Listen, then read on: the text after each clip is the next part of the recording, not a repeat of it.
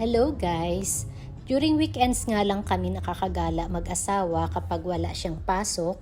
At ngayon ngang weekends ay dito kami pupunta sa Dragon Mart na hindi naman masyadong kalayuan kung saan kami nakatira.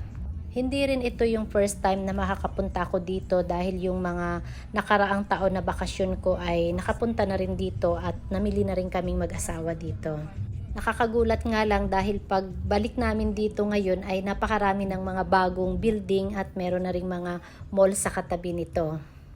Isa nga sa sinadya naming puntahan dito ay ang African Skincare dahil marami kaming nabili dati ng mga oil para sa mukha at talaga namang very effective kaya hindi naman kami nahirapan na hanapin ang kanilang tindahan. Isa pa nga sa binabalikan namin ay ang mga ilaw, chandelier, pin light, bulb at iba pang mga ilaw na pinapauwi namin sa Pilipinas. Sobrang daming choices at ang gaganda, yung nakakalito kung alin yung bibilhin mo. At isa pa nga sa aming mahalagang binabalikan dito ay ang extra na CCTV camera at yung DVR ng aming CCTV sa bahay.